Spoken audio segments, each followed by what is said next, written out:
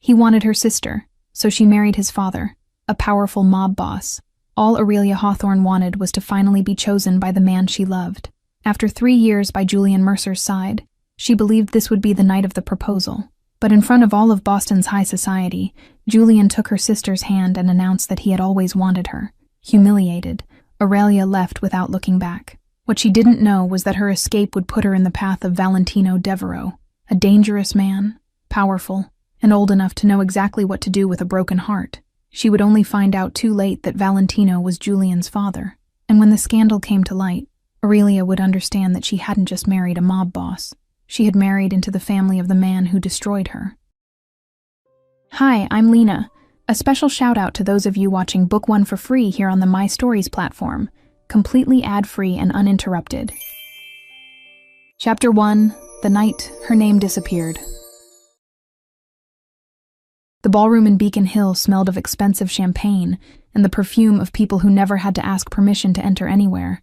I held my glass with both hands so no one would notice mine was trembling, and Julian was talking to a white-haired man on the other side of the room, far enough away that I could be part of the furniture without even trying.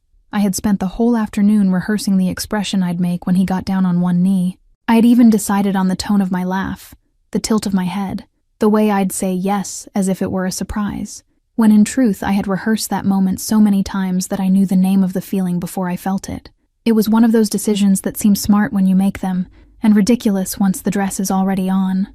Aurelia, darling. My mother approached, her voice low, her eyes tired before the night had even begun. Helena Hawthorne had aged 10 years in the last 6 months, ever since my father started spending sleepless nights with those bank folders he claimed were nothing, and the burgundy dress seemed bigger than she was, as if she had shrunk inside it without telling anyone. You need to eat something. You're pale. I'm fine, Mom. You always say that. Rosalie appeared behind her with the ease of someone who never had to balance in tight shoes. 27 years old, blonde hair falling over bare shoulders, smiling at a senator as if she'd known him since childhood. Maybe she had. I never knew by heart the list of people my sister knew by heart. Her dress was emerald green, the kind that doesn't ask for attention because it always finds it. Aurelia, she said, kissing the air near my cheek. What a pretty dress. Was it Mom's? It was mine. Oh, it looked like Mom's.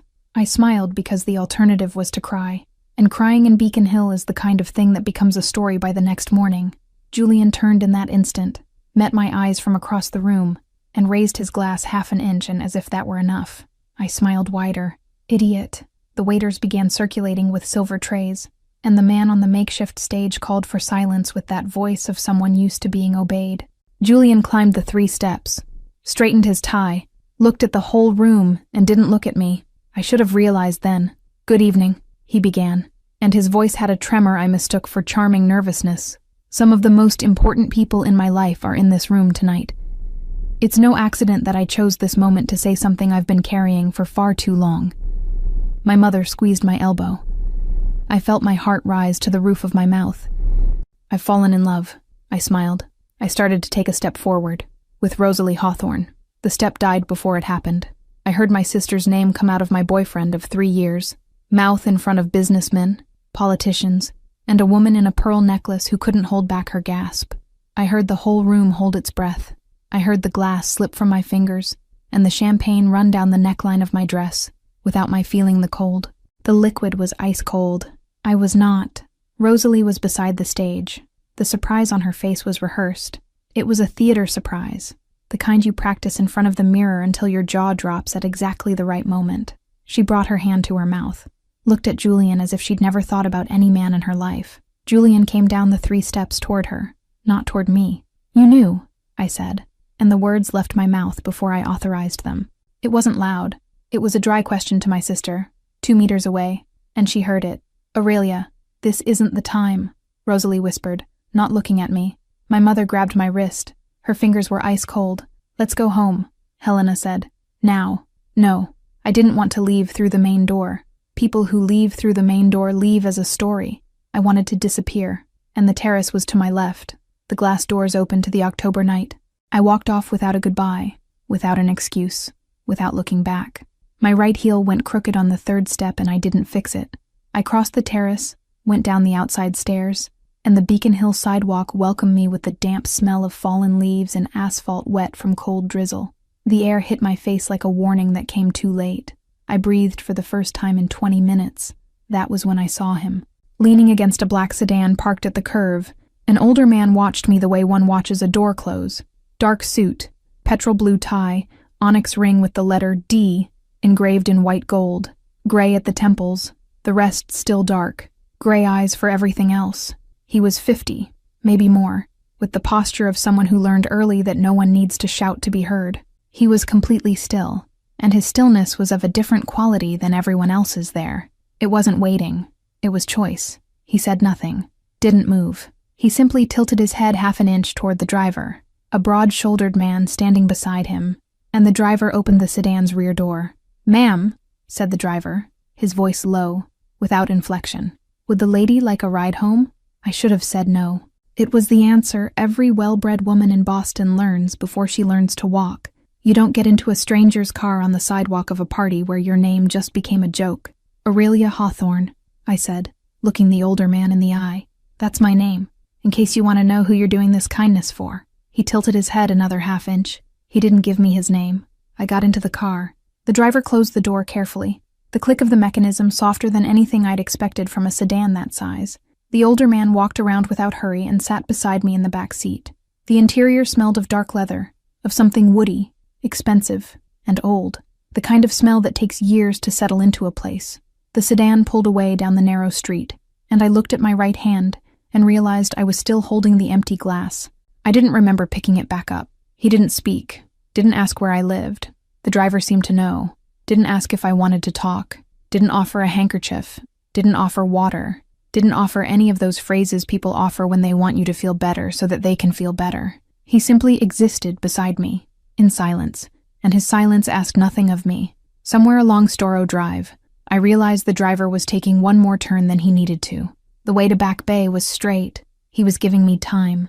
The city lights passed by the window like orange and white dots, blurred, and I didn't try to focus on any of them. I looked at the older man. He was looking out the window, his profile firm, and he didn't return my gaze. "Thank you," I said, quietly. He tilted his head a third time. That was the answer I got. The sedan stopped in front of the Hawthorne house in Back Bay. The porch light was on, orange and weak, the same bulb my mother had been saying she'd replaced since the summer. The driver got out, opened my door, and held out his hand so I wouldn't trip on the loose heel. I got out. The uneven stone pavement was wet. I looked into the car one last time. "You're not going to tell me your name," I said. He turned his face toward me. The gray eyes lingered on mine a second longer than was polite. It was the look of someone cataloging something, storing it for later, in no hurry at all to finish.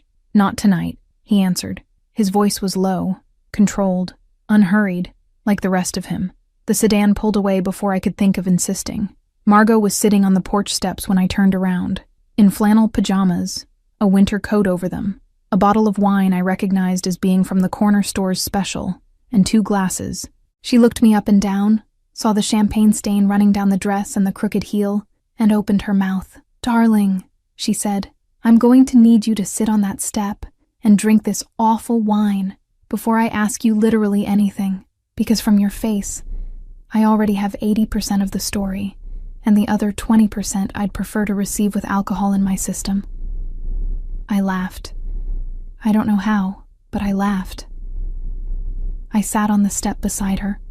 The concrete was cold through the fabric of the dress, and the cold was good. It was real. It was the kind of thing that didn't lie. She poured one glass, then the other, and the wine was as bad as the packaging promised. Margot Lindqvist was the only person I knew who could make a joke at a funeral without offending the widow, and that was the 5th night that year I silently thanked her for existing. "He announced that he loves Rosalie," I said, staring at the wine. In front of everyone. Margot was silent for a moment too long for her. "Aurelia. He did. Aurelia. My God. Yeah." She set the glass on the step and hugged me from the side, without warning, and I let my head rest on her shoulder because she smelled of oatmeal soap and bookstore, and those 2 things together made up the scent of everything that hadn't yet collapsed that night. "I'm going to kill your sister," Margot said quietly. "Not literally, but I'm going to think about it a lot over the next few months. There's a man," I said. "There's a man." "What?" "He brought me home. In a black car. Didn't say his name. Margot pulled back half an inch from my shoulder. Darling, you got into the car of a man who didn't say his name. I did. You know that's the start of a podcast, right? I know. She stared at me. I stared back. She sighed, took the glass, drank the bad wine all at once, and said we'd discuss it in the light of day. I agreed. I stood up. My knees ached in a way I couldn't explain. It wasn't the heel. It wasn't the step. It was a tiredness deeper than that. I opened the house door slowly, expecting the silence of empty rooms. I found my mother sitting in the living room, still in her party dress, holding a white envelope with a blue bank letterhead. Her hands were shaking. The envelope had been opened and closed again, and there was a fingerprint on the upper corner that looked as if it had been made by someone gripping the paper without realizing. The corner lamp was on, and the yellow light made her burgundy dress look the color of spilled wine. Mom, she raised her eyes. They were red, but dry. Your father, Helena began, and her voice caught in the middle of the word. Your father left some things I didn't know about, Aurelia. What things? She held out the envelope. I never got to take it. The living room phone rang in that instant, and the sound cut through the air like a knife falling on a marble floor. My mother looked at the phone, looked at me. The phone rang again. Helena rose slowly, her burgundy dress wrinkled, and answered. The voice on the other end spoke 3 sentences. My mother dropped the phone. Chapter 2, A Contract and a Signature. We buried my father on a gray Monday, 3 days after the Beacon Hill party, and I didn't cry. Helena cried for both of us, for the whole city, for the creditors who hadn't yet had the courtesy to wait for the dirt to settle. Rosalie showed up in dark glasses, arm in arm with Julian. The two of them kept a respectful distance from the casket. I didn't look at them. Margot stayed by my side the whole time, holding my purse as if it were the last solid object in the world. That same afternoon, the doorbell rang. I'll get it, Mom, I said, crossing the living room. Aurelia, wait, I'll get it. The man on the porch wore a gray overcoat that didn't match his polite smile. He had a leather briefcase in his hand. He asked to come in with the gentleness of someone who already knew he'd be coming in anyway. He sat in my father's armchair without being invited, and opened the briefcase on the coffee table. Mrs. Hawthorne, he said, looking at my mother, who had come from the kitchen in a wet apron.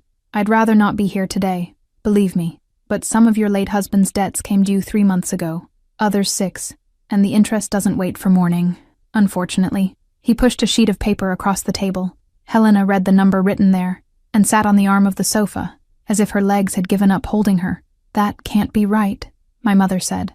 It is, ma'am. I redid the math myself this morning. The house comes in as collateral, yes. You have until the end of the month. I stood in the middle of the living room holding the kitchen door frame, because it was the only solid object within reach of my hand. The man in the overcoat went on explaining things in a low, professional voice, but I was no longer listening. I looked at the wall where my parents' wedding portrait still hung from the crooked nail, and thought that wall didn't belong to us anymore either. When he left, Helena went to the kitchen. She didn't speak to me. She rested both hands on the sink, lowered her head, and stood looking at the drain as if it were possible to recover something that had fallen down it. Her shoulders began to shake without sound. I stepped closer, pressed my forehead to her back, and stayed there until the light from the window changed. I didn't cry. I was learning to save it for later. Wednesday morning, I left Helena sleeping with the bottle of sedatives on the nightstand, wrote a note saying I'd be back before lunch, and took the subway to the South End. Margot's bookstore sat between a French cafe and a vintage shop selling 70s clothes, and had a wooden door with an old bell that rang off-key every time someone came in. Margot was behind the counter, glasses at the tip of her nose, a pencil stuck in her undone bun. Darling, she said, seeing me, you need to eat something other than your own pride. I set aside a croissant left over from yesterday. It's hard as a rock, but I believe in resurrection. Margot, what? They're taking the house. She stopped fiddling with the croissant, took off her glasses, walked over to me, came around the counter, and hugged me there, in the middle of the piles of used books, without saying a word, which for Margot meant the situation was worse than she could put into words. The doorbell rang. I turned my face over her shoulder, more out of reflex than curiosity. The man who walked into the bookstore was the same one I had seen leaning against a black sedan on the Beacon Hill sidewalk 5 nights earlier. Dark suit, petrol blue tie, onyx ring on his right hand. The gray eyes met mine over Margot's shoulder and didn't look away. Margot slowly let go of the hug, turned around. I saw the exact instant she recognized who it was. The color drained from her face as if someone had flipped a switch. She blinked 3 times in a row. "Mr. Devereaux," Margot said, and her voice had lost its lightness somewhere in the surname. "Miss Lindqvist," he answered. "May I speak with Miss Hawthorne for a moment?"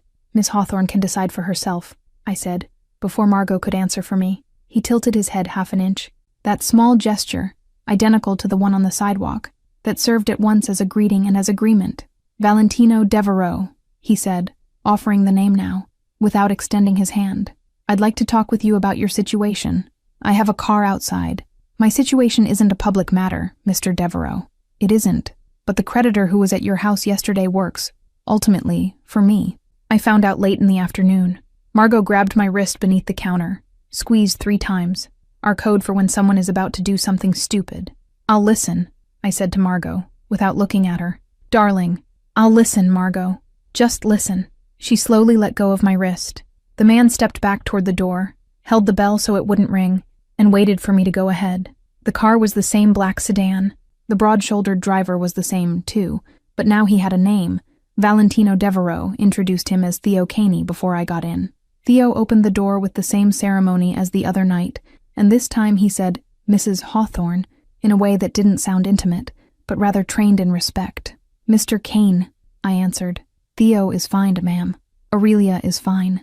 Then, I saw the corner of his mouth rise 0.5 millimeter. It wasn't a smile. It was his version of a smile. The car took us to a building in the financial district that looked as if it had been cut from a single black stone. Theo parked in the underground entrance, opened my door, and Valentino led me down a corridor where men greeted us with a tilt of the head, without words. His office was on the second-to-last floor, floor-to-ceiling window, a view of Boston that charged rent just for being a view. He gestured to the armchair in front of the desk, sat in the chair behind it. There were no papers on the wood, only a dark fountain pen in the corner, aligned with the edge. "I'll get straight to the point, Mrs. Hawthorne," Valentino said. "Your father left debts that Mr. Pierce and his team will execute against your house in 22 days. The total amount is high, but not impossible. I can pay it all off. Today, before noon, if need be." "In exchange for what?" "A marriage," I laughed. It wasn't a pretty laugh. It was that short laugh that escapes when your brain needs 2 extra seconds to believe what it just heard. "You're joking. I've never proposed anything in writing that I didn't intend to honor." "Marriage," I repeated. "To you. To me. Why?" He took his time with the answer. The gray eyes didn't look away from mine, but something behind them shifted. A gear he didn't let me see in full. "Because there are business reasons that make a marriage convenient for me at the moment," he said, choosing his words as if each one came at a price. "And because you need a way out. I won't lie by offering love. I won't promise affection that doesn't yet exist. The contract is clear. My surname, my protection, my accounts, separate bedrooms, your freedom to leave whenever you want, with advance notice. Your mother protected for as long as she lives. And how long does the contract last? As long as you want. Why me?" He tilted his head that 1/2 inch again. I was already beginning to understand that the gesture meant many things. In that instant, it meant he wasn't going to give me that answer today. "There's no short answer," Valentino said. "There is, perhaps, a long one, but not today." I should have stood up, should have laughed again, thrown my purse over my shoulder, and walked out of the office with my head held high. That's what the Aurelia of 2 weeks ago would have done. That Aurelia, however, had disappeared somewhere between the Beacon Hill stage and the kitchen drain where my mother lowered her head. "Can I read the contract?" I asked. "It's already prepared. Theo will bring it in 3 minutes. You were that sure I'd say yes." "I was sure you'd read it." Theo came in exactly 3 minutes later, with a leather briefcase identical to the one carried by the man in the overcoat, except his was black and had the small crest of a crown broken in half engraved in the bottom corner. He set the papers in front of me, left without a word. I read every clause, every comma, every paragraph about the debts that would be paid off, about the house that would come back clean to my mother's name, about the doctors who would be at her disposal for the rest of her life, about my separate bedroom, about the freedom to leave, about the total absence of marital obligations. It was a contract written by someone who had thought about me with more care than Julian Mercer had thought about me in 3 years of dating. When I raised my face, Valentino had pushed the fountain pen to the middle of the desk. He hadn't watched me read. He had looked out the window the whole time, as if the view of Boston could be of any interest to a man who must have seen that view every day for decades. "Can I ask a question before I sign?" "You can. Are you a dangerous man, Mr. Devereaux?" The gray eyes came back to me. They lingered. "I am." "To me?" "Never." I picked up the pen. It was heavy. The ink flowed firmly onto the paper when I wrote my name beneath his. Valentino had already signed. I hadn't noticed before. His signature was small, contained, all in lowercase letters, as if he had learned early not to take up more space than necessary. I signed the same way. I stood up. Valentino stood at the same time. He extended his hand for the first time. I shook it. His skin was warm, dry, and the onyx ring brushed against my index finger for half a second before letting go. "Theo will take you home," he said. "The first installment of the debts will be paid off before 6. Thank you." "Don't thank me yet, Mrs. Hawthorne." I went down in the elevator alone. Theo was already at the building's entrance with the black sedan pulled up to the curb on Federal Street. The engine running, the door open.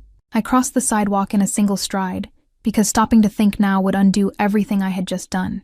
That was when I saw him.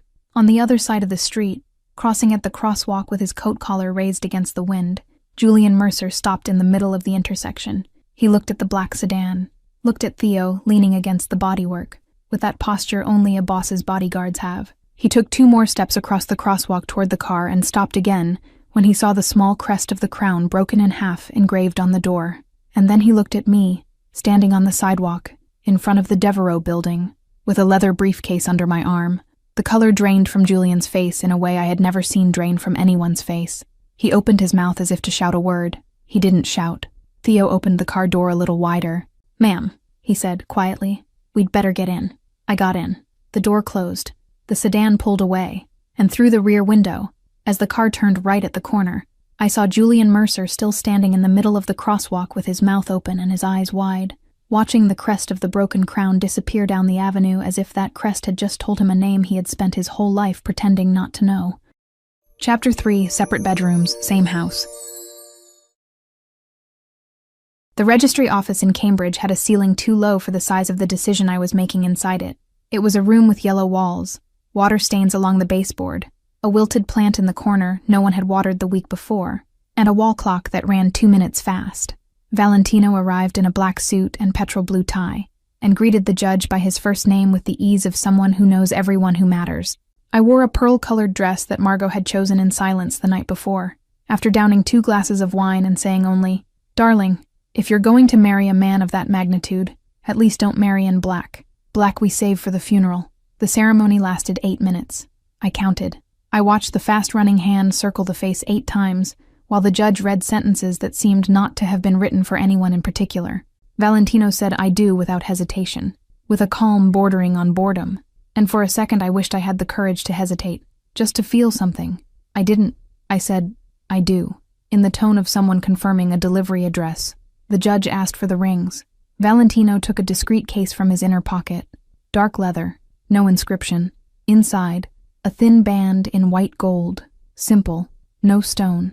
He held my left hand as if it were a fragile object he was afraid of breaking, and slid the ring into place with a precision that seemed habitual and at the same time strangely careful. His fingers were warm.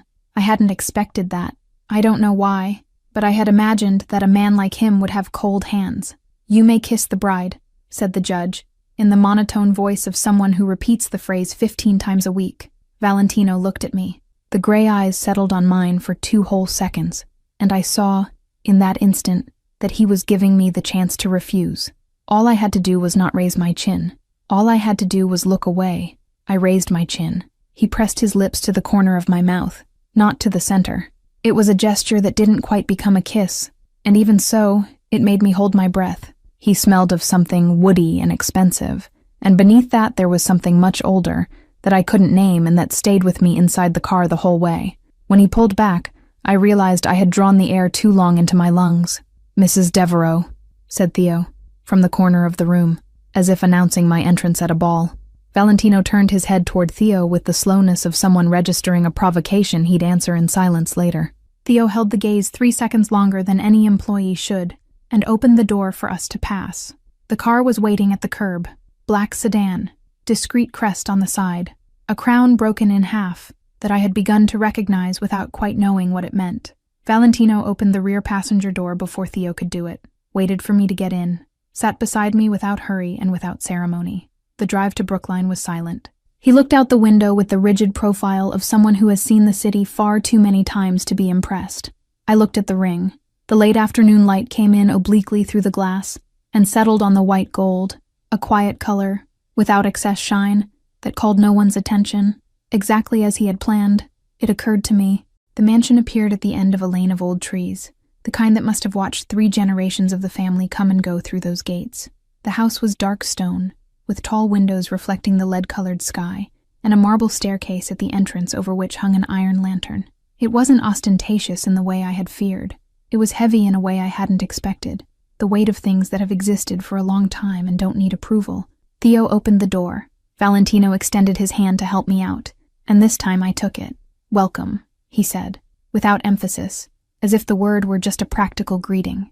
Inside, the ceiling rose to where my neck ached to look. There was a curved staircase that split in 2 directions on the 2nd floor, a Persian rug covering nearly the whole entrance, dark red, worn in the center by years of passage, and a faint smell of old furniture wax mixed with something resembling firewood, though there was no lit fireplace. A woman in a gray uniform appeared without anyone calling her, and Valentino introduced her in a single sentence: the housekeeper, 15 years in the same post, who would see to anything I needed. She tilted her head with the efficiency of someone who doesn't need a long introduction and disappeared down a side hallway before I had time to return the nod. "The library is over there." Valentino pointed to a double door on the right, the dining room on the other side. "The bedroom's on the 2nd floor." We went up. My steps were off-key on the stairs, his regular as a metronome. On the 2nd floor, he stopped in front of a door on the east side of the corridor. There was a tall window at the end, letting in the last light of the afternoon, and the hallway smelled faintly of wood and something floral I couldn't identify. "This is your room." I didn't answer right away. I waited for him to say something more. He didn't. "And yours?" I asked. "On the other side." He gestured with his chin toward the door at the opposite end of the corridor. "If you need anything during the night, just open the door. I'll hear." The sentence hung in the air for a second, more intimate than he probably intended. I thanked him with a nod, and he walked off without anything more. I heard his footsteps move away down the hallway until the silence swallowed them. I went into my room and closed the door behind me. I pressed my forehead against the cold wood. The ring weighed on my finger as if it were solid lead. The next 5 days taught my body to move through a house that wasn't mine without making noise. I learned that he had coffee at 7 sharp in the small dining room, with the newspaper open on the table and a cup he held by the rim instead of the handle, as if the handle didn't exist. I learned that he came back from the city between 7 and 8 at night, that the housekeeper moved dinner up because of it, and that he ate early and in silence, with the same cup as before, now with tea. I read in the small hours in the library because I couldn't sleep. The room was too comfortable and too quiet, and the silence in that house had a different texture from the silence of the apartment where I grew up. It was a silence that weighed, that settled into the wood and the stone as if it had a history of its own. He noticed on the 3rd night. "You're still here," said Theo, from the doorway of the service pantry where he usually waited for the boss's orders before coffee. On Thursday morning, when I passed through the hallway to get water, Devereaux sent to ask if the library is comfortable. The question was so indirect I almost laughed. "It is. Tell him the sofa near the window is the worst. The other 3 will do." Theo arched 1/2 millimeter of eyebrow. It was the closest thing to a smile I'd seen from him in 5 days. "I'll pass that along, Mrs. Devereaux." The surname still made me trip internally. I pretended not to trip. Margot showed up on Wednesday without warning, with an orange scarf that didn't match anything, and a bottle of wine under her arm, and nearly fainted standing in the hall when the housekeeper opened the door. "Darling, your fridge has a compartment just for cheese, a whole compartment, for cheese. I lived 25 years without knowing this kind of appliance existed, and now I won't be able to go back to my kitchen without crying." She hugged me hard, and then stepped back 2 paces to look at me well, as she'd done since I was 16, and something worried her. "And does he treat you well?" "He treats me like a guest." "Is that good or bad?" "I'm still trying to figure it out." Margot looked at me with that way of hers that seemed to pierce 2 centimeters of bone and see something I hadn't yet managed to name. "Darling, anything at all, you call me. Anything, including good things, especially good things." It was on Friday night that I went down. I didn't plan it. I was reading a novel that couldn't hold my attention, and at some point, Near midnight, I realized I had reread the same page 4 times without registering a single sentence. I closed the book, got up, went out barefoot into the hallway, the wooden floor cold under my feet, and the lights off throughout the corridor, except for the thread of light escaping through the crack of the library's double door downstairs. The library was lit, not the strong ceiling light, just the table lamp near his armchair, which cast a yellow circle over the pages and left the rest of the room in warm shadow. The smell of old books and something faintly woody was stronger at night. Valentino was there, without a jacket, in a white long-sleeved shirt with the collar open at the first button. He read with the calm concentration of someone used to finding silence where he needed it. He looked up before I made any noise, as if he had heard me by my breathing or by the weight of my steps in the hallway. "Can't sleep." "No." I stayed in the doorway. "May I come in?" "The house is yours, too." It was the simplest sentence in the world, and it threw me off in a way no elaborate sentence ever could have. I came in, sat in the armchair facing his legs folded beneath me and hands warmed in the wool of my nightgown itself. The lamplight left half his face in shadow, and in that light, he seemed less dangerous, or perhaps just different from the kind of danger I had learned to identify. He closed the book with his finger between the pages, marking the place, and waited. For a while, neither of us spoke. I looked at the ring on his finger, another band, wider than mine, with a dark stone that absorbed the light instead of reflecting it. I looked at the shelf behind him, full of volumes with no apparent order by size or color. I looked at the dark window where the garden had vanished into the night. I looked at everything except the question that had come down with me. "Can I ask you something?" I said, finally. "You can." "Why me?" He didn't answer right away. He set the book on the arm of the chair, looked at me with that attention of his that seemed to take a person apart inside without moving anything outside. "Do you want the short answer or the true one?" "The true one." He breathed in deep, slowly. The table lamp hummed faintly for a second and went back to silence. "You were the only person on that sidewalk who wasn't reorganizing herself." His voice dropped half a tone. "I have seen a lot in this life, Aurelia. People, when they lose something big in public, make noise. You didn't. That's all it was. I thought you deserved a ride home." I couldn't answer. The shelf clock marked 1/2 with a dry click that neither of us pretended not to hear. "Were you expecting something else?" he asked, quietly.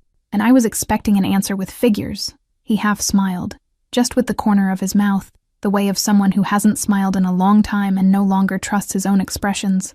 "The figures I put in the contract." I looked at him for a long while. He didn't look away, and that was worse, somehow, than if he had, because when someone looks at you like that, with that kind of absolute patience, there's nowhere to hide. "Good night, Valentino." "Good night."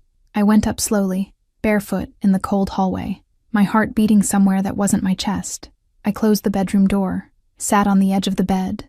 I spent half an hour looking at the ring on my finger, at the way the faint light of the lamp settled on the white gold and gave back no shine at all. I didn't sleep. The next morning, I decided I needed to go out, not with him, not with Theo invisible escort and the black car cut against the curb, just me for an hour, somewhere no one would call me ma'am.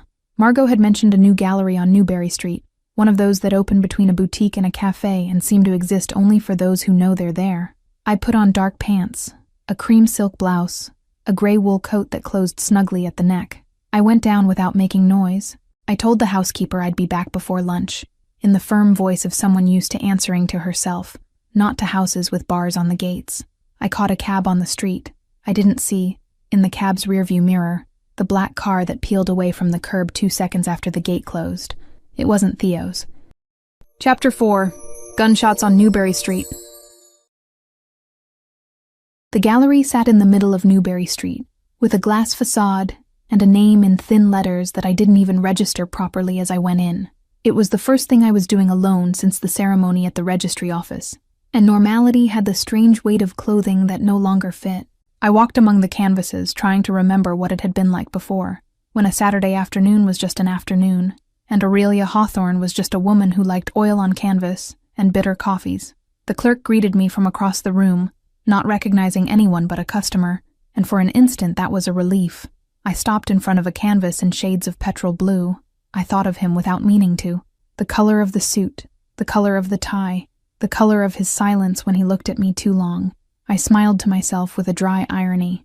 Margot would laugh if she knew I was romanticizing a color. I left through the back because the gallery's parking lot was on the side.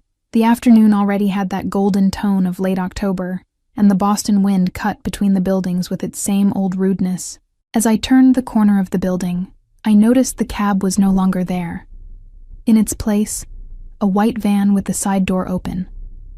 3 men. That was what I registered first. 3 men standing near the van as if discussing something trivial, but with their bodies turned toward me the wrong way. I took half a second longer than I should have to understand, and half a second was exactly what they needed. The first came fast. Heavy accent. Big hands. Mrs. Devereaux, he said, and the surname in his mouth was a slap. Walk. I didn't walk. I backed up. My back hit the brick wall and my heel twisted under me. The same crooked heel from the night in Beacon Hill. And for an absurd instant I thought that maybe I really was the woman who simply trips in her shoes when the worst arrives. The second man grabbed my arm. His grip rose to the elbow with the precision of someone who'd done it many times before. I tried to scream and his hand hit my mouth before the sound became a word. I tasted the metallic taste of my own lip cut against my tooth. Quiet, he said, with the calm of someone buying bread. They dragged me 2 steps toward the van. I saw the asphalt running beneath my feet and thought, with a cold clarity, that maybe this was the end. A pretty street, an expensive gallery, a name I hadn't even learned to use properly. I thought of my mother. I thought of Margot. I thought of him. And that was when the world turned to sound. An engine tore around the corner. It didn't brake. It crossed through. I caught a glimpse of the black sedan cutting through traffic the wrong way, mounting the curb, stopping crosswise between me and the van like a wall of steel. The door opened before the car had finished stopping. Theo got out, gun already in hand. It was the first time in my life I saw a man move like that, without visible hurry, without unnecessary noise, with an economy that made every gesture inevitable. He didn't shout, didn't warn. He simply fired. The man holding my arm fell sideways. I felt his weight dragging me down an instant before the hand lost its grip. The second shot was in the shoulder of the one who had called me Mrs. Devereaux. The third man ran to the van, opened the driver's door, and Theo shot the tire before the engine caught. Down, ma'am, Theo said, without turning his face to me. I went to the ground. My hands scraped on the asphalt and my knee hit the concrete hard. I covered my head on instinct. The screech of the van's tires rang out, then pulled away. They were leaving with a flat tire and 2 men down, and for some reason that detail about the flat tire was the only thing my head could hold on to. I heard footsteps. Not Theo's. Others. Heavier, firmer, coming from the opposite corner. I lifted my face off the ground, and I saw Valentino. He was crossing the street on foot, coming from the direction of a second Devereaux car parked half a block down that I hadn't even noticed until that instant. Black suit, no coat, tie loosened by someone who had run part of the way, the gun in his right hand lowered against his leg. The gray eyes weren't on my face. They were on the 2 men down, calculating, deciding. It was the first time I saw the boss beneath the businessman, and what struck me wasn't fear. It was the exact, cold impression, shot through with something I couldn't name, that this man had killed before and would kill again if he had to. Theo turned. Clean it up, Valentino said quietly. 1 word. Theo understood. He came to me. He holstered the gun before getting close, as if taking it out of view between us was a minimal courtesy he owed me. He knelt in front of me on the dirty asphalt, not caring about the suit. His hands rose to my face without touching, stopping a centimeter from the skin, as if asking permission to confirm I was still whole. You're hurt, he said. It wasn't a question. I'm whole. My voice came out low, and I realized it was trembling. He pressed just the tip of his fingers to the corner of my cut lip. The touch was so light it hurt more than the slap. Get up, he said. Let's go home. I didn't ask what he was going to do with the 2 men down. I didn't look back when he guided me to the sedan. Theo was already on his feet, speaking quietly into the phone, by his dry tone, giving coordinates to someone who would arrive before the police. I heard the first siren in the distance, still far enough away that I understood men like Valentino had counted minutes in situations like this, and had people paid to make those minutes enough. The Newbury Street sidewalk was beginning to fill with onlookers who hadn't yet understood what they'd seen. Valentino opened the back seat door, got in with me, and the car pulled away before I'd fastened my seatbelt. The drive to Brookline was silent. He didn't touch me. He sat beside me, hand resting on his own knee, his gaze fixed on the back of Theo's neck. The only thing that moved the whole way was his jaw, locking and unlocking. I knew, without needing to ask, that he was holding back from saying anything I'd later use against myself. that silence was already a form of care. I just didn't yet know how to receive care without suspicion. When the car entered the mansion gate, I finally breathed deep. My knee burned. My lip burned. My hand still trembled in a way I couldn't control by will. He got out first and held out his hand. I accepted. His hand was warm, firm, and held mine as if it were the only important task of the day. Inside the house, I tried to hold my composure. I walked to the living room, sat, stood, walked to the window, came back to the sofa. Theo appeared with a glass of water and disappeared without saying anything. Valentino stood near the unlit fireplace, watching. I knew he was waiting for the moment I'd break down, and I hated knowing he was right. Margot arrived half an hour later. Theo must have called her from the car, because no one else would know what to say in that kind of phone call. She came in through the front door without greeting the housekeeper, crossed the hall, and stopped in front of me with a wool coat over her arm and a fury I had never seen in her. "Darling," she said, and her voice was shaking. "Do you have any idea how many times I asked you not to go out alone?" "Margot." "No." She cut me off. "I love you, and that's why I'm going to yell at you, and then I'm going to hug you, and then I'm going to leave, because if I stay 5 more minutes, I'm going to start crying ugly in front of your husband, and he doesn't deserve that kind of spectacle." I laughed. It was small, it was cracked, but it was a laugh, and the laugh came with a tear I hadn't authorized. She hugged me, hard. She smelled of her usual citrus perfume and new books. She pressed her forehead to mine for a second and said, "Lower. Next time, I'm coming with you, even if it's just to buy bread." She left. She greeted Valentino with a minimal nod of the head that held respect and threat in equal doses. The house went quiet again. I went up the stairs because I couldn't bear the living room light anymore. I took a long shower, let the water scald my skin until the cut lip stung for legitimate reasons. I put on a simple nightgown, sat on the edge of the bed and stared at my bedroom door for too long. The house had 2 corridors, the east, where I slept, the west, where he slept. Between the two, a corridor of 5 steps, dark rug, tobacco-colored painted wall, and a low yellow light on the ceiling that stayed on all night. I had crossed that corridor before, barefoot, to the library, the night I asked why he had chosen me. I crossed it again.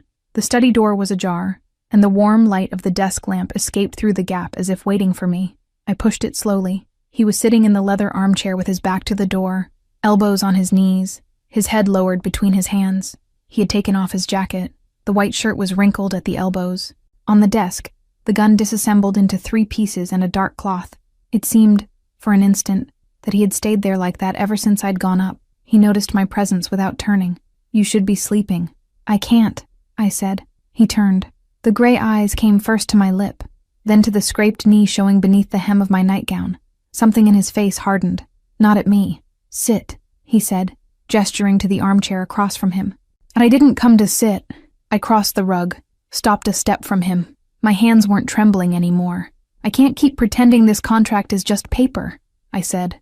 My voice came out firmer than I expected. "Today, when that man said my name, I thought of you. Not of my mother, not of Margot, of you.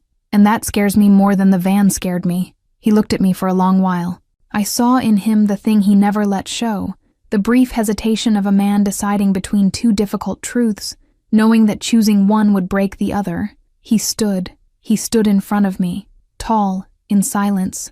I had to raise my chin to hold his gaze. "Aurelia," he said, and my name left his mouth the way it always did, in a low voice, with the central vowel held longer than it needed to be. "I fell on the first night, in the car. When you didn't cry, I hadn't expected that. I felt the air escape before I authorized it. You didn't say anything," he went on. "You didn't apologize for being there. You didn't try to explain yourself. You just looked out the window, and I thought, that woman hasn't given up yet, and I wanted to be near that before the world gave up for her." A brief pause. It was already too late for me. Right there. I had 1,000 answers, and not one would do. I just took the step that was missing. He kissed me. It was short. It was contained. His hand rose to the side of my neck, his thumb stopping exactly where my pulse beat, and his mouth found mine with a care that had more force than any urgency could have. The cut lip stung. I didn't care. He pulled back, his forehead pressed to mine. Deep breath, eyes closed. "Aurelia," he said, quietly, against my skin, "I need you to choose outside of fear. What? Today, you were almost taken." He opened his eyes. "If you tell me yes now, I'll never know whether it was me you wanted or someone who pulled you off the ground. I won't accept that from you. Valentino, 24 hours. He took a step back, and the distance between us hurt like a door slamming. Come back tomorrow night. If it's still what you want, I won't pull back again. I wanted to fight. I wanted to say he was protecting me from something I hadn't asked to be protected from, but I knew him well enough to know that wasn't refusal. It was the closest thing to a request he knew how to make. I nodded once. I went back down the corridor barefoot, closed the east bedroom door, sat on the edge of the bed, and finally cried. For my father, who had died without saying goodbye. For the party where my name disappeared from Julian's mouth. For the girl in the champagne-stained dress who walked into that ballroom believing she'd leave engaged. I cried for the 3 men in the van, and for the taste of blood in my mouth. I cried for myself. And when there was nothing left to cry for, I lay down and slept without dreaming, my lips stinging and my hand closed over the sheet as if holding on to something. I woke up late the next day. The house was respectfully silent. Breakfast waited on the dresser tray. Fruit, bread, tea, a note folded on the saucer. Theo is at the door if you need air. V. I smiled to myself. It was the first time he had signed anything for me, and it was just one letter. I spent the day in the library, lying on the velvet sofa, not reading. I listened to the house breathe. I listened to my head decide. There wasn't much to decide, really. The decision had been made the moment I thought of him first. It was in that gentle silence that the phone rang. Helena. My mother's voice came from the other end with that artificially light tone she used when she was about to say something she knew I wouldn't like. Darling, she said. Rosalie called. She and Julian are asking for a dinner on Tuesday. As a family. I closed my eyes, pressed my temple to the cold velvet. Mom, I know. A pause. But, darling, Julian insisted. He said he wants to meet your husband. The air stopped in my throat before reaching my chest. I looked at the library door, at the corridor where, somewhere in the west wing of that house, Valentino was waiting for my 24 hours to end, and I understood that my answer to him would no longer be the hardest thing of the week. Chapter 5, The Surname No One Said. The blouse was wine-colored and the heel wasn't too high. I chose the outfit 3 times before going down the mansion stairs, and none of the 3 had anything to do with Rosalie. It had to do with Valentino's hand waiting in the hall, the thumb slowly turning the onyx ring as he listened to me arrive down the marble corridor, his steps echoing each step I took. He raised his gray eyes when he saw me on the last step. He said nothing about the blouse. He simply extended his arm, as if offering his elbow to me was a decision made hours ago, and not a gesture that still undid me inside every time it happened. You don't have to go, if you don't want to, he said quietly, while Theo opened the front door and the cold November air came into the hall. Helena understands. Helena understands. It's me who wouldn't understand. Afterward, he looked at me a second longer, and it was in that second I realized it was the first time we'd be going out together in public as a couple. The 24 hours he had asked of me the week before had become 5 days of long looks, hands almost touching over the breakfast table, a kiss at the corner of the mouth before each separate night. Nothing had been said out loud, but the air between us had changed density. It had grown thicker, more conscious of itself, like the time before a storm no one can yet name. The Devereaux's reserved restaurant was in the North End, on a narrow street where the facades seemed to have been preserved from another century. Theo stopped the sedan flush against the cobblestone sidewalk. Valentino got out first, came around the car with the stride of someone in no hurry, but who also accepts no waiting, and opened my door before I had time to take a deep breath. Slowly, he murmured near my ear, his breath warm against my temple, offering his hand. Let them wait. I squeezed his fingers once. It was all I needed to cross the sidewalk with some composure. Inside, the room was small, intimately lit by low candles and by a line of golden chandeliers that spilled an almost amber light over the white tablecloths. The smell was of rosemary and red wine, the kind of setting designed for conversations one doesn't want leaving those walls. Helena was already seated at a corner table, her back straight, a toothless smile. Rosalie beside her, dark green dress, hair loose over her shoulders, her usual posture, that way she had of occupying the center of a space without seeming to be trying. And Julian. I hadn't prepared for what it would be to see Julian again, not since the night in Beacon Hill. I thought I'd feel anger. I didn't. I felt distance, the kind of distance you feel looking at an old photo and realizing that the person in the photo is no longer us, that face belonged to a version of me that no longer existed, that was left behind in a cold parking lot with dry eyes and dignity still intact. He stood politely when we approached. His eyes jumped from my face to Valentino's. They stopped there. I saw the color escape him in silence. "Good evening," Valentino said, without extending his hand. He pulled out my chair with a naturalness that seemed studied, but I knew it wasn't. He waited for me to settle before sitting, the gesture of someone who protects without making a fuss of it. Helena tried something about the weather. Rosalie tried to smile at me as if nothing had happened in Beacon Hill, as if the toast that cost me my name had been a misunderstanding between cocktails and good intentions. I returned a short smile that meant nothing, and converted the gesture into interest in the menu. Julian kept looking at Valentino. He couldn't look away. There was something in that fixation that seemed more than discomfort. It seemed like recognition. The kind one tries to refuse, but that doesn't obey the will. The waiter brought the wine. Valentino declined for himself with a brief movement of his hand. Ordered sparkling water. I watched his glass fill, the bubbles rising slowly, and noticed he didn't take his shoulders away from Julian's direction, not aggressively, but attentively, contained, like someone waiting for a stone to fall from a roof and preferring to see it than be caught by surprise. "Mr. Devereux," Julian said, finally. His voice came out hoarse, as if he'd spent the whole night trying to decide how to begin this sentence. "Yet I didn't know you knew my sister-in-law." "I've known your sister-in-law since a night when she needed a ride," Valentino answered, with the calm of someone who hadn't given that information by accident. "I've known you longer." Silence fell over the table like a piece of cutlery dropped in the middle of a quiet room. Helena looked at me without understanding. Rosalie brought the glass to her lips too slowly, her eyes drifting to the nearest candle as if she needed a neutral point on which to rest her gaze. I put my hand on Valentino's thigh beneath the tablecloth because I needed an anchor, something real to tell me I was still in the same place. "It's been a long time since we spoke," Julian said, and this time he lowered his tone to almost a whisper that only crossed the tablecloth to me. "Father." The word crossed the table like a wire stretched in the dark, stretched between Julian, Valentino, and me, and Helena, who raised her gaze from her plate half a second too late, still not deciphering what had been said, only registering that something wrong had crossed the tablecloth. My water glass tipped over. I think it was my hand, but I didn't feel the movement, only the cold water spreading across the white cloth, reaching slowly to the edge of the table and dripping onto the dark carpet below. Helena let out a small sound, thinking I'd been startled by something said too low for her to hear. Rosalie didn't move, and it was in her, not in Helena, that I understood there was something understood there. I stood up. "Excuse me," I said, and it was my voice, but I didn't recognize it.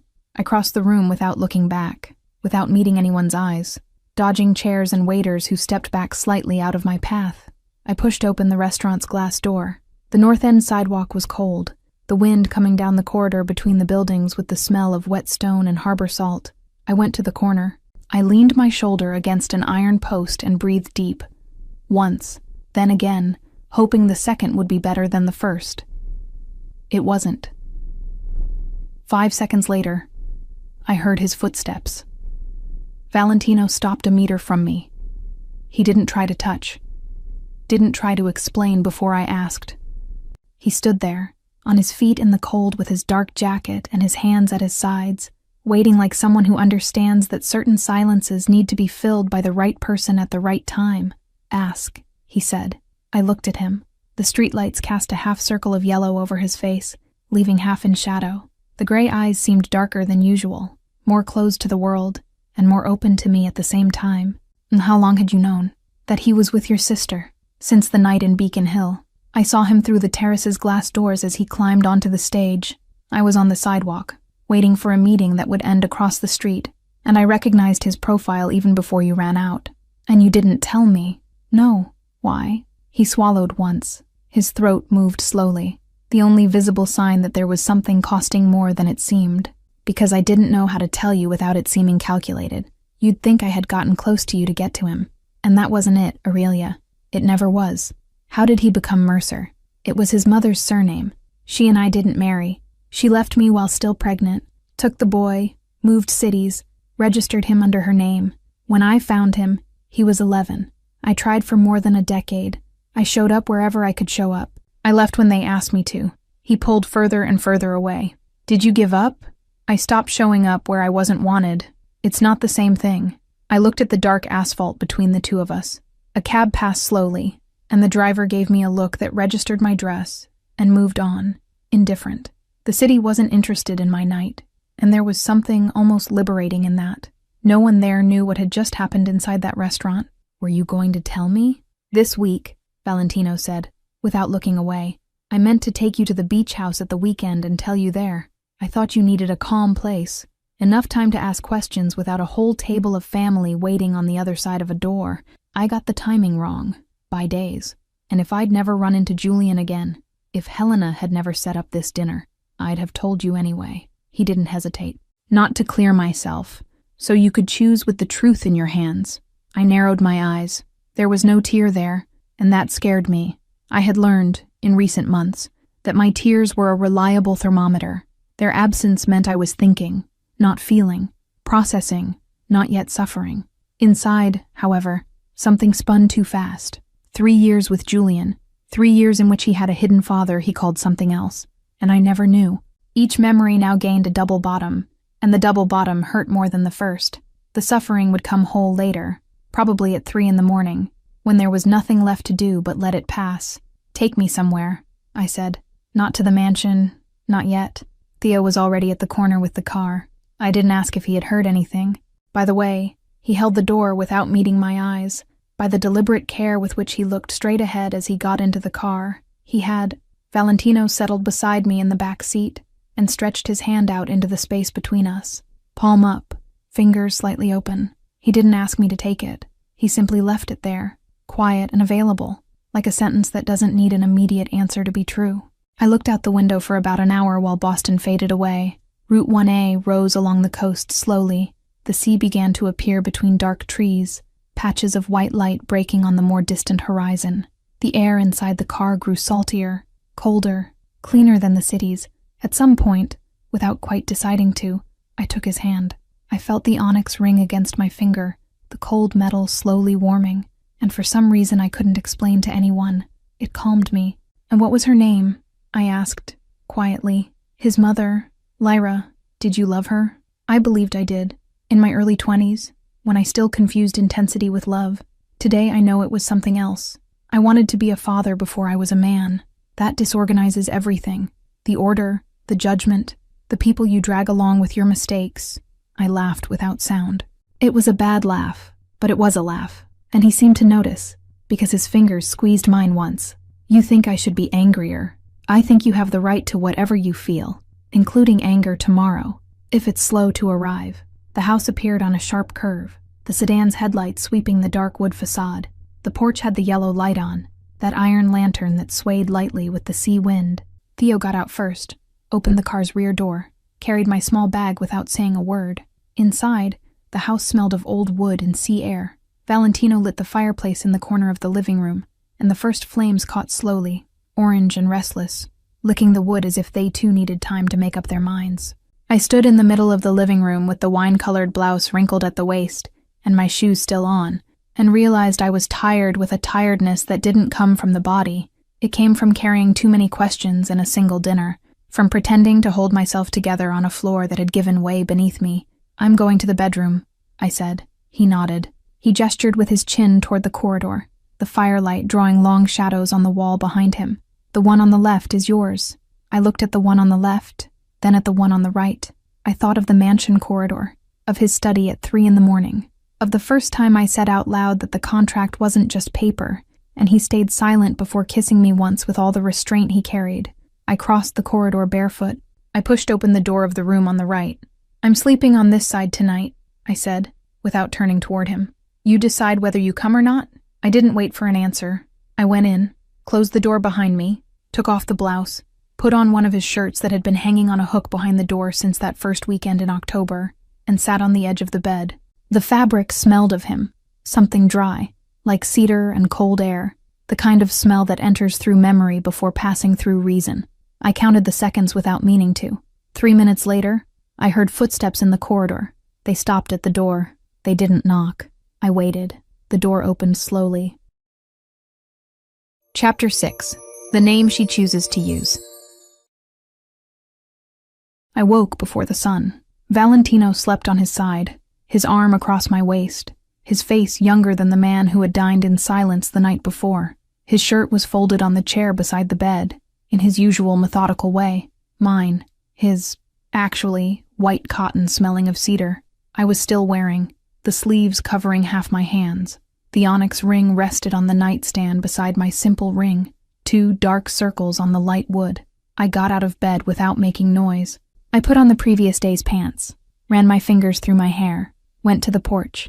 The sea was gray, calm, still half asleep, as if the day hadn't yet decided to truly begin. The coffee had been prepared by someone, probably Theo, who had the disconcerting talent of existing before the birds and never asking anything.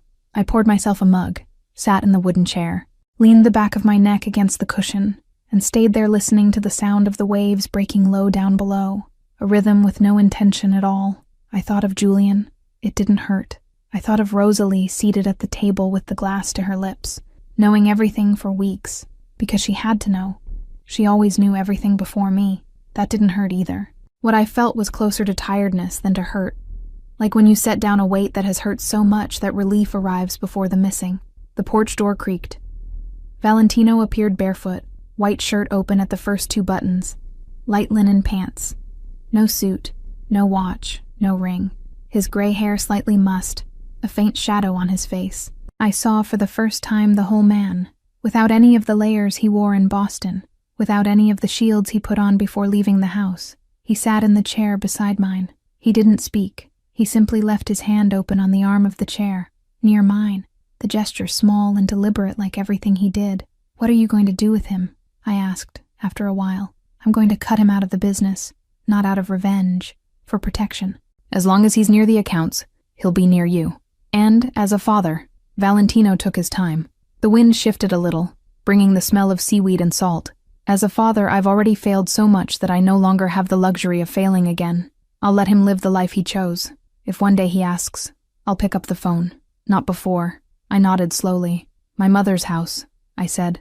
"It's been in her name since the week of our wedding. I transferred the deed the day I paid the creditors. I thought she deserved to have something no one could take from her again."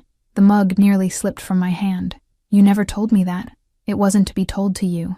It was for her to have." I looked at the sea because I couldn't look at him in that instant. The gulls were beginning to appear, small white streaks against the gray. I felt something tighten behind my throat and decided to let it tighten, because some things need to be felt before they're understood. "Call Margot," I murmured, after breathing. "She'll want to know I'm alive." He held out the phone without saying anything. I dialed. "Darling," Margot answered on the second ring, as if she'd been waiting by the phone since the day before. "And please tell me you didn't run off to Canada with a mysterious man, because I swear I'll find you. I'll catch a bus. I'll swim across the border if I have to. Margot, tell me. I'm okay." She was silent for 2 whole seconds. Then she let out a sound that was half laugh, half cry, entirely Margot. "Darling," she said, her voice warm in a way that squeezed my chest. Finally, the afternoon passed slowly, with the specific slowness of days when no one needs to go anywhere. We had lunch in the garden, a simple dish Theo had left prepared without being asked. The grass was still damp, and Valentino stood barefoot on it, talking with me about small things, the book he was reading, a trip he'd taken to Venice in his early 20s, a dog he'd had in childhood named Ulysses because it always escaped. I laughed twice. It was the first afternoon since Beacon Hill when laughter came to me without effort, without that strange feeling of doing something wrong. Night fell early, as it falls early in autumn in Massachusetts, fast and without warning. I went up to the bedroom before him. I took a long shower, the hot water on my neck and shoulders. I put on a light dress, sat on the edge of the bed, waited. I heard his footsteps in the corridor, heavy and slow, the step of a man who isn't in a hurry because he decided he no longer will be. I crossed the room in 3 steps. I opened the door before he knocked. He was there, his hand still in the air, about to touch the wood. "I was going to knock," he said, quietly. "I know." I looked at him for a time that seemed too long to be measured in seconds. The gray eyes, the serious mouth, the line of the shoulder beneath the shirt, the slight tension in the jaw of someone awaiting an answer that hadn't yet arrived. I held out my hand. He took it. I pulled him into the room, closed the door behind us. The key turned without my having thought of turning it, a gesture the body made on its own, with more certainty than the head was still processing. He pressed his forehead to mine, slowly, and stayed there for a second, breathing near my face without moving, his warmth descending down my neck. "Are you sure?" he asked, his voice low enough to be only mine. "I'm sure." He kissed me. It was a single kiss, calm, decided, without the anxious urgency of someone who fears the moment will vanish. His hand rose to the nape of my neck, his fingers opening in my hair with a firmness that needed no hurry. My hand closed on the fabric of his shirt, at chest height. I felt his heart beat against my palm and thought, without words, that it was the most honest sound I had ever heard. He turned off the lamplight. The darkness closed the door for us. I woke with his arm across my waist. The familiar, warm weight. The sun came in sideways through the window, hitting the nightstand where the onyx ring rested beside my simple ring, the two of them together the way they'd been left the night before. On the little table, a coffee tray steamed. Someone had come in at some silent moment, left everything in the right place, and gone out without my waking. Probably Theo, probably pretending, as always, to see nothing.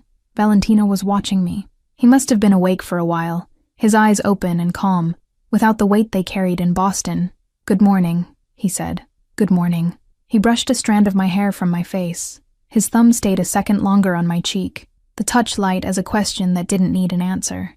"I'm not going to offer you any contract anymore," he said, quietly, his thumb still on my cheek. "You know what I feel. It's been obvious for weeks." I pressed my forehead to his shoulder. "I know, and it's mutual. Just don't make me say it the right way before coffee." We stayed like that for a time. No one counted, and that didn't need to be counted. Later, I sat alone on the porch while he showered. The sea was blue now, without the gray of dawn, the light hitting the surface differently. I thought of everything he had told me over the last few days, about Julian, about Lyra, about the son he had tried to embrace for a decade and couldn't. I knew now the story of the father he had been, but, for one light instant, I realized I still didn't know the story of the man he was before Julian was born. The thought passed quickly, without weight, like a gull crossing the sky over the roof. I smiled to myself, finished the coffee, and got up to go inside. Lena here, that wraps up book 1, and I've already finished book 2. You can get access to it for a really small fee. 3 months of peace, and Aurelia swore she was finally loved. Then one Saturday morning turned into 3 unmarked SUVs on Route 1A, and she woke 3 days later in a hospital room, hearing the word pregnant in the wrong tense. It had been 8 weeks. Olivia, a name she could only engrave on a stone. But it wasn't the road that broke the marriage. It was the gray folder.